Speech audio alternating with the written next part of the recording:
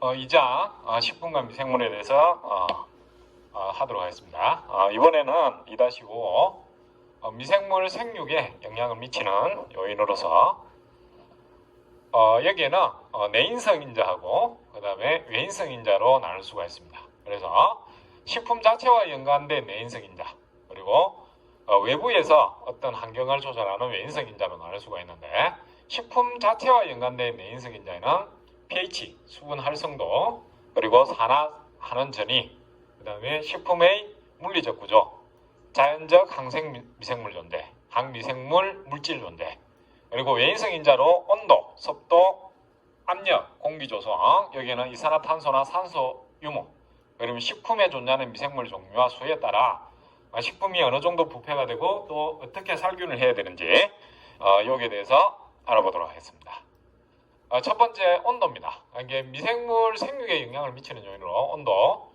온도는 광범위하게 있는데 여기서 최적으로 잘 자랄 수 있는 균에 따라 호냉성균, 피스콜로필리스라 그래서 일반적으로 10에서 15도 정도에, 여기에 대표적인 균이 앞에 우리가 봤던 슈도모나스, 이런 균들이 호냉성균이라고 보면 됩니다. 그리고 저온균, 저온균은 1에서 20도, 여기에 슈도모나스도 속하고 알카리젠스, 그리고 간염의 식중독 중에 유일한 그람 양성균인 리스테리아 모노사이토제네시스, 그리고 여시니아 엔테로콜리카. 여시니아 엔테로콜리카는 식중독균인데 여시니아 페스티스 또는 페스티는 뭐다? 페스트균을 일으키는 전염병균이다. 전염병균. 그리고 중원균인데 25에서 37도. 이게 우리가 일반적으로 미생물을 분리하면 다 여기에 속한다고, 중원균. 그래서 25도에서 37도의 대부분이 미생물이 분포를 한다. 그리고 고온균, 서머필리스에서 55에서 65도씨 정도에서 자라는 균이 있습니다. 이거는 바실루스 크루스티움 속 바실루스 스테레오서머필리스. 이게 바실루스 스테레오서머필리스 같은 경우는 우리가 실험실에서 살균 온도를 처음 어느 때 완전 살균이 되는지 그걸 설정할 때 이 균의 포자가 완전히 죽는 온도, 그래서 그 가이드라인을 만드는 균이 되겠습니다. 이게 영양세포가 아니고 얘가 생성하는 내열성 포자가 완전 사변하는 온도, 그게 우리가 실험을 해보니까 121도씨 최소 15분 이상은 해야 이 균의 포자가 다 죽더라. 이 균의 포자가 다 죽는 것은 거의 모든 미생물이 99.9% 다 3일이 되더라. 그리고 이제 크리스티움 서머사카라티쿠니움이라는 균도 있습니다. 그 외에 65도씨에서 한 80도 사이에 자라는 균도 있습니다. 온천지구에서 주로 분류되는 균. 이는 세균이 아니고 그 세균의 조상 고세균이라는 균이 있습니다. 아케아라고 해서 아케아균 같은 경우는 아주 극단적인 환경, 그러니까 극단적인 환경이라 하면 고온, 온천지구 또는 남극의 심해, 억수로 차가운데, 그러면 저 아주 높은 한 20m, 30m 심해, 고압 이런 데 자라는 균들이 있습니다. 그래서 익스트림 필리스라 해서 일명 우리가 극한 취업이라는 프로그램도 있는데 극한 미생물이라고 있습니다. 극한 미생물. 그런 거는 대부분은 우리가 흔히 볼 수 있는 세균에서는 볼 수 없고 고세균이라는 미생물 군집에서 볼 수가 있습니다.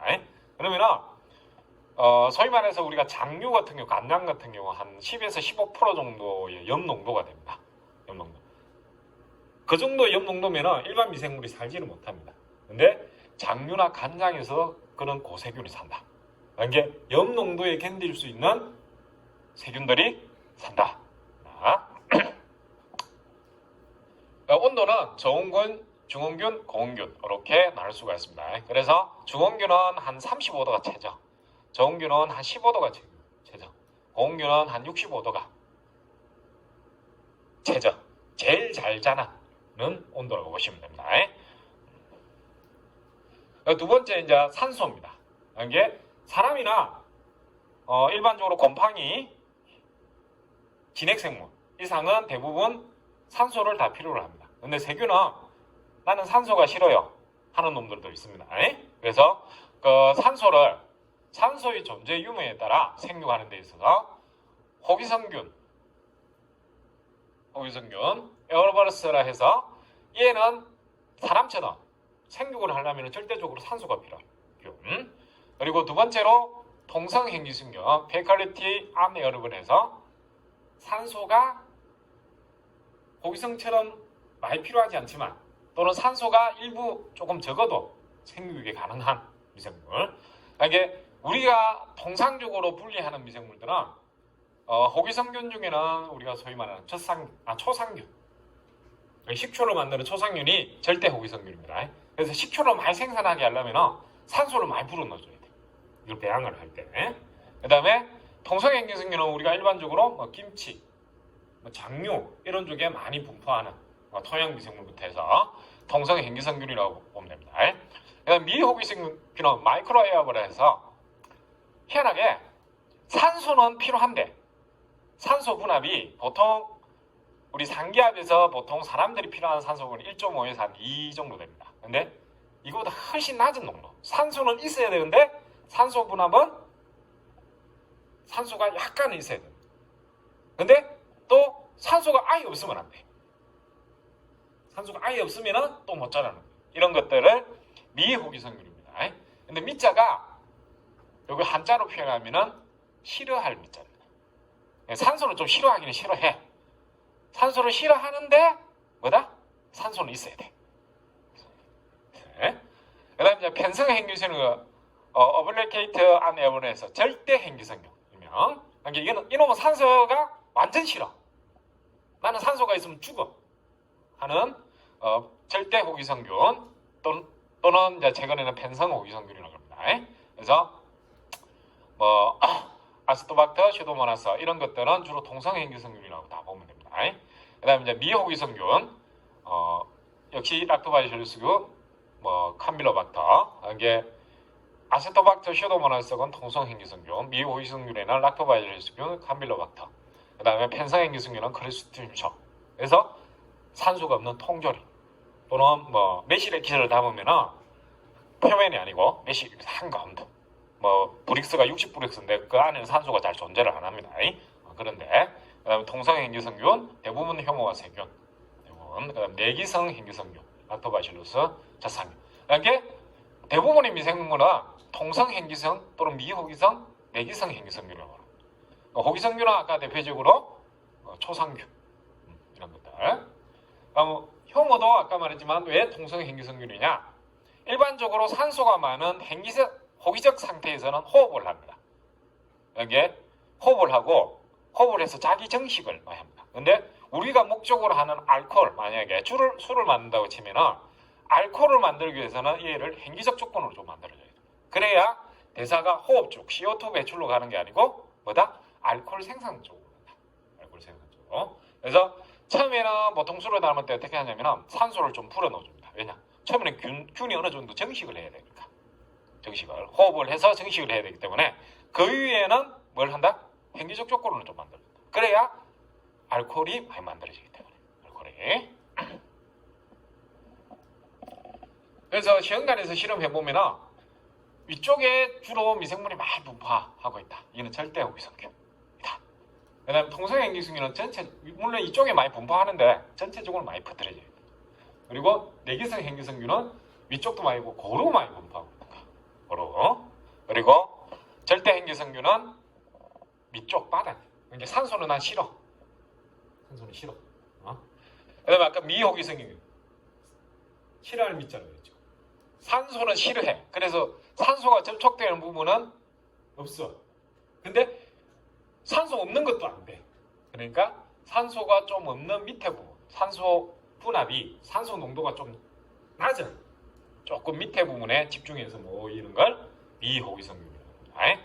그러면은 내기 행기성균하고 절대 행기성균, 미호기성균은 여기 보면은 효소 존재라 되는데 SO에는 슈퍼옥사이드 디스무타제라는 효소입니다. 슈퍼옥사이드. 일명 강력한 산화효소. 카탈라이저도 역시 강력한 산화효소. 그래서 SOD 카탈라이저 요 보면은 내기성, 절대행기성, 미호기성은 싹 다 마이너스로 되어 있죠. 카탈레이저가 뭘 하는 거냐 하면은 보통 우리가 산소가 접촉되면 O2가 들어오면은 이게 생체 내에서 가산화수소가 생성됩니다. 가산화수소가 다시 가산화수소가 싱글 옥시진을 해서 활성산소로 됩니다. 이 활성산소가 되면은 뭐가 되냐면은 이 활성산소가 DNA, 프로테인 등을 다 공격을 해갖고 노화도 일으키고 치매도 일으키고 각종 질병을 일으킵니다. 그래서 이런 활성산소를 제거하는 역할을 하는 물질을 우리가 항산화제라고 합니다. 항산화제. 근데 실제적으로 가산화수소 H2O2 같은 경우는 이거는 인체에 안 좋은 물질입니다. 인체. 그러면 이걸 분해를 시켜줘야 돼요. 산소를 호흡하는 모든 생물체는 가산화수소가 생성될 수밖에 없습니다. 이걸 무독화시키는 효소가 뭐냐면 카탈레이저라는 효소다. 실험실에서 간단하게 실험할 수 있습니다. 세균 배양 해놓고 거기에다 우리 가산화수소 소독약 팔죠. 그거 방울 탁 떨어뜨리면 거품이 확 나면 카탈레이저 양성, 카탈레이저 효소 활성이 있는 거야. 근데 거품이 안 난다, 아무 반응을 안 한다. 그러면은 카탈레이저 음성. 그래서 그런 균들은 내기성 행기성이나 절대행기성이나 미호기성일 수 있다. 여기서. 그래서 SOD는 다 갖고 있는데 실제 가산화수소를 분해하는 카탈레이저 같은 경우에는 행기성, 내기 행기성이나 행기성균들은 없다. 절대호기성균이나 행기성균은 가산화수소가 생성돼도 카탈레이저라는 효소에서 요놈을 무독화시키기 때문에 독이 생성이 안 됩니다. 독이 생성돼도 바로 분해가 되기 때문에 안 죽는데 이놈들은 카탈레이저라는 효소가 없기 때문에 호흡을 계속 하다 보면은 가산화수소가 계속 접촉이 되겠죠. 쌓이겠죠. 그러면 결국 아까 말했던 싱글레이트 엑시존이라는 활성산소가 생성되고 세포나 단백질이나 DNA 다 공격을 합니다. 그러면은 세포가 사멸할 수밖에 없나. 그래서 얘는 원천적으로 이런 효소가 없기 때문에 어떻게 해야 돼? 나는 산소하고 접촉을 하면 안 돼. 원천적으로. 원천적으로 코로나 확진자하고는 접촉을 하면 안 돼. 그거하고 똑같아. 얘들은 산소하고 접촉을 하면 나는 죽어. 왜? 이 효소가 없기 때문에. 미호기성 같은 경우는 카탈레이저 거의 음성인데 로우 레벨. 이게 산소가 아예 많은 것도 아니지만 조금은 있잖아. 이게 조금 들어오는 산소로 분해할 수 있는 능력은 있어야 된다. 그래서 로우 레벨의 카탈레이저 효소로 보시면 됩니다. 그래서 실험실에서 우리가 일반적으로 훈련된 미생물을 가산수소로 탁 떨어뜨리면 뽀글뽀글뽀글 기포가 그는 가산화수소를 분해하는 카탈레이저 효소 능이 있다. 이렇게 보면 됩니다. 그 다음에 이제 식품화학 시간에 보통 첫 장에 제1장에 나오는 내용입니다. 제1장에 보통 수분 활성도라고 나오는데 실제 수분 활성도는 미생물의 식품의 저장하고 상당히 건조 저장하고 연결이 많습니다. 왜냐? 그러니까 식품화학 시간에도 배웠겠지만 왜 그럼 수분 활성도로 하느냐? 습도, 그러니까 습도를 했을 때 습도는 보통 100%를 기준으로 하죠. 습도는 우리가 상대 습도 또는 습도로 기준으로 했을 때는 건조한 날과 비가 오는 날 이럴 때에 따라 습도가 완전 틀립니다. 그럼 식품을 1년 내에 정도 보관을 하는 식품이 있다고 치면 비가 오는 날도 있을 거고 뭡니까? 맑은 날도 있을 거고 건조한 날도 있을 겁니다. 그때 따라 습도를 만약에 예를 들어서 11% 이하로 식품을 건조시켜 저장한다. 이럴 때 습도를 해버리면 11%라 하더라도 비가 많이 오는 날은 실제적으로 15, 16% 정도로 습도가 올라갈 수가 있습니다. 그러니까 이거는 평균적으로 13% 이상 되면 아까 뭐라고 했죠? 곰팡이가 자란다고 그랬죠. 그죠? 그러니까 이걸 기준으로 해서는 절대 식품을 평균적으로 저장할 수 없다. 안정적으로. 그래서 뭘 이용하게 되면 워터 액티비티라 해서 AW 수분 활성도를 이용하게 되는 겁니다.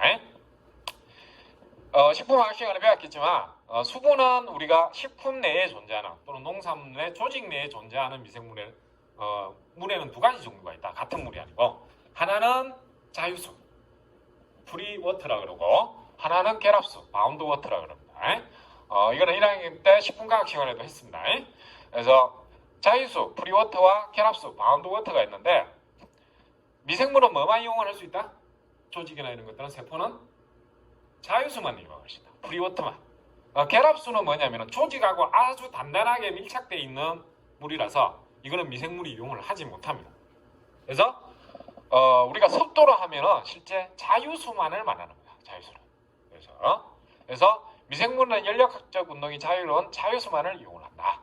그래서 일반적으로 결합수가 100%일 때 0에서 순수한 물의 1까지의 범위를 수분 활성도 워터 액티비티라고 그런다.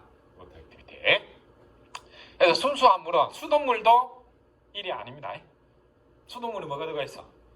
우리가 소위 말하는 무기질, 염류 같은 게 들어가 있습니다. 그럼 염류하고 바인딩하는 물수분 분자들이 있단 말이에요. 그래서 순수한 물이라는 거는 실제 실험실에서 3차 정류수 정도 되는 거. 우리 HBAC 용매나 이런 것들을 쓰는 DNA 작업을 할 때 쓰는 3차 정류수 정도 되는 것들이 순수한 물이라고 보시면 됩니다. 순수한 물. 그다음에 수돗물도 수분 활성도를 하면 0.99999 이렇게 합니다. 그래서 순수한 물이 1이고 완전 순수한 물은 진짜 물 부분자만 있는 거. 진짜 물 부분자만. 그 다음에 이제 조직에 완전 다 결합된 걸 0이라고 합니다. 6은 0. 그러면은 우리가 소위 말하는 이제 좀 있으면 5월달 되면 매실이 나오는데 우리 매실 액기스를 담습니다. 매실 액기스는 설탕이 절이는 거죠. 그랬을 때 액체지만은 그런 수분 활성도가 어느 정도 되냐면 대부분의 물은 뭐하고 결합을 한다? 설탕하고 결합을 하고 있기 때문에 끈적끈적하게 되죠. 그죠? 그래서 수분 활성도가 0.6 정도밖에 안 난다. 물론 삼투압도 높지만. 그래서 매실 액기스에 보면은 세균은 잘 안 나옵니다. 곰팡이나 효모 종류 이런 균들이 주로 많이 나옵니다. 그게 이제 각 그 세균이나 효모, 곰팡이의 수분 활성도가 틀리기 때문에 그렇습니다. 그래서 수분 활성 한계라 해서 세균은 0.9, 효모는 0.88, 곰팡이는 0.86, 그리고 이제 호염성 세균은 0.75. 이게 호염성 세균이라는 건 아까 염이 많은 젓갈이나 간장이나 된장 이런 것들. 그다음 뇌건전소 곰팡이 0.65, 뇌삼투압성 효모. 요게 이제 아까 매실 액기스나 이런 당절임 식품 같은데 나오는 미생물. 이런 효모는 0.6. 이게 효모가 자라는 수분 활성도가 매실 액기스의 수분 활성도라고 보면 됩니다. 매실 액기스에. 수분 함량이 높은 식품에서는 세균이 우선적으로 증식하고 수분 함량이 낮은 건조식품이나 가채류에서는 곰팡이가 우선적으로 증식한다. 그래서 개울채를 보면은 귤 같은 거 사놓으면 좀 오래 안 먹으면 푸른 곰팡이 피죠. 그죠? 물론 거기 세균도 나와. 하지만 육안으로 보는 곰팡이가 먼저 선점을 합니다. 그 다음에 이제 식품의 저장성을 높이기 위하여 수분을 제거하거나 건조 또는 냉동 또는 당장, 염장 등과 같이 수분 활성도를 낮추는 방법이 사용된다. 이게 옛날에는 특별하게 살균할 수 있는 시스템이 없다 보니까 어패류 같은 경우는 부패를 빨리 합니다. 그러다 보니까 어패류를 오래 보관하기 위해서 뭐가 발달이 됐냐면은 염장을 하는 젓갈이 발달해요. 염장이. 그 다음에 매실 액기스는 과일 같은 것도 빨리 썩으니까 어떻게 한다? 살균을 할 수 없으니까 설탕이 절여서 매실 액기스나 이런 당절임 식품을 만듭니다. 그리고 채소류 같은 경우 우리가 김치 같은 경우도 배추를 보통 11월달 수확하는데 11월달 수확하더라도 한 2주 정도 남으면 다 썩죠. 그죠? 그래서 이런 것들을 수분을 쭉 빼면서 오래 보관하기 위해서 김치를 담그는데 이제 그게 소위 말하는 퍼멘테이션, 발효. 그래서 발효라는 거는 지금은 하나의 학문으로 빠져나와 있지만은 실제적으로 뭔 기술이다? 식품 저장 기술이다. 이게 아주 오래전에는 식품 저장 기술 하나의 발효 기술이 되어 있습니다. 근데 이제 발효라는 식품이 원체 이제 규모화도 되고 커지다 보니까 발효 식품학이나 발효라는 학문이 따로 빠져나온 겁니다. 근데 원래 목적은 발효라는 거는 원래 목적은 뭐다? 식품을 오래 저장하기 위해서 하는 하나의 식품 저장 기술 중에 하나다. 식품 저장 기술 중에. 수분 활성도를 표로 한 보면은 그람 음성세균이 양성세균보다는 수분 활성도가 더 많다. 왜냐? 양성세균은 음성세균보다는 양성세균 중에는 포자를 형성하는 균도 있고 이러다 보니까 좀 더 수분 활성도가 낮습니다. 그래서 음성세균은 0.95, 그다음에 양성세균은 0.96. 그래서 세균은 0.9 이상. 그다음에 이제 효소가 아니고 효모입니다. 그다음에 곰팡이 일반적인 효모 0.85 정도. 그다음에 곰팡이는 0.8. 그다음 초호용균, 젓갈이나 이런 데 분포하는 균들 0.71. 그다음에 이제 내건전성 곰팡이는 0.6에, 그다음에 호삼투합성 효모로 해갖고 0.68 정도가 있습니다. 그다음 이제 수소이온 농도 세기, pH라고 합니다. 그래서 풀네임의 pH가 뭘까요? 하이드로젠 파워, 줄여서 pH라고 합니다. 이게 수소이온 농도의 세기를 pH라고 합니다. 그래서 영어로 하면은 하이드로젠, 수소, 파워, 농도, 힘, 세기. 그래서 하이드로젠 파워를 pH라고 합니다. 그래서 pH는 용액 중에 수소이온 농도를 표시하는 단위다. 그래서 세균의 최적 pH는 대부분 중성, 6점에서 7.2. 특히 우리가 식중독균이라고 하는 건 대부분 중성부가. 이제 발효식품이나 하는 것들은 약산성이나 이런 쪽에서도 잘 알고 있습니다. 대표적으로 초상균, 젖상균 이런 것들. 대부분 부패세균이나 식중독 세균은 pH 4.0 이하, 약산성 또는 약알칼리 이상에서는 생육하지 못한다. 그래서 뭐 귤통전염이나 이런 거 만들 때 귤이 시죠, 그죠?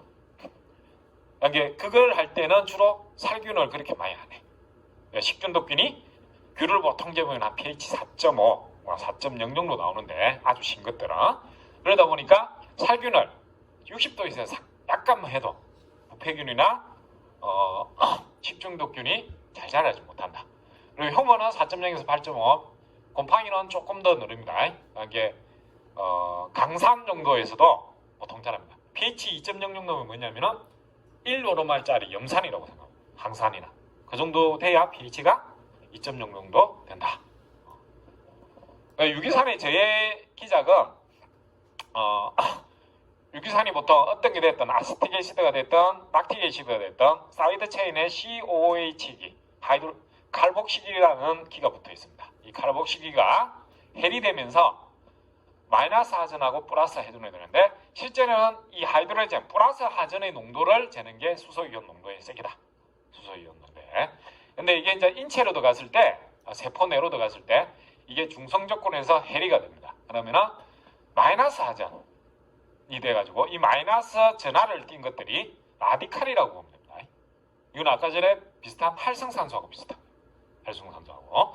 그래서 이 라디칼들이 어떻게 세포 단백질이나 DNA를 변성시키거나 파괴를 시킨다.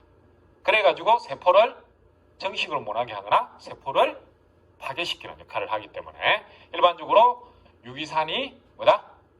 항미생물제로 사용을 합니다. 미생물을 못 자라게 하는 미생물. 그래서 혹시 코로나 때문에 식초가 없으면 집에 알코올이 없으면 식초로 손 씻을 때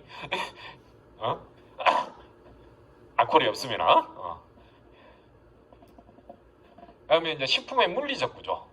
그러니까 식품이 고체냐 액체냐, 뭐 반고체냐 또는 분말 형태냐 여기에 따라 살균하는 형태가 틀립니다. 그러니까 살균을 120도씨에서 해야 될지 60도씨에서 해야 될지 이 구조에 따라 틀립니다. 그러니까 아까 유기산이 많이 존재하는 그것도 요인이 하나 될 수 있지만 맥실 액기스 같은 경우는 유기산도 많지만 삼투압이 높죠. 그 다음에 수분 활성도가 0.6밖에 안 되죠. 그런 거는 우리가 살균합니까? 안 합니다. 그죠? 그런 제품들은 살균이 필요 없다는 거예요. 왜냐? 원래 자체에 당전염이라는 게 식품 저장 기술이기 때문에. 그래서 소세지나 햄버거 등 단백질이 풍부한 거 이런 식품들은 부패하기 쉽다. 그러나 육류 표면에는 미생물이 오염되어 있고 조직 내부는 무균 상태이기 때문에 표면 살균만 잘하면 부패를 방지할 수 있다. 근데 살균을 완전히 안 했을 때 소시지나 햄에 뭐가 문제가 될 수 있다? 내부 쪽에는 크리스티디움 균들이 정식할 수 있다. 행기성균이라고 그랬죠. 그죠? 그래서 제대로 살균을 해야 된다.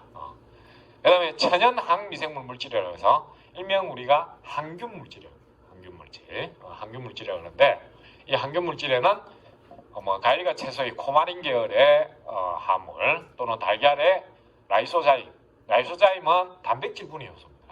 단백질 분해 요소. 그래서 세포나 세균의 단백질을 분해해서 세포를 터뜨리게 하기 때문에 이런 항미생물제입니다.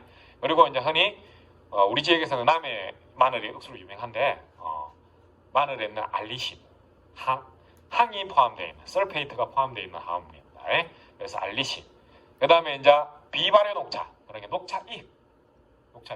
녹차잎에 있는 폴리페놀, 그 중에 카테킨이나 카페인 이런 것들이 자연에 존재하는 미생물 물질이 식품이다. 그래서 이런 것들이 많은 소재로 해서 사용하는 제품들은 살균 처리를 120도에서 15분 이렇게 하면 된다. 이렇게. 근데 이것들은 대부분 항균제. 항균제란 말이 뭐냐면은 세균을 대부분 죽여요. 곰팡이는 잘 죽이죠. 곰팡이는 잘 찌르고. 그래서 녹차도 보면은 곰팡이가 자라는 경우가 있어요. 그래서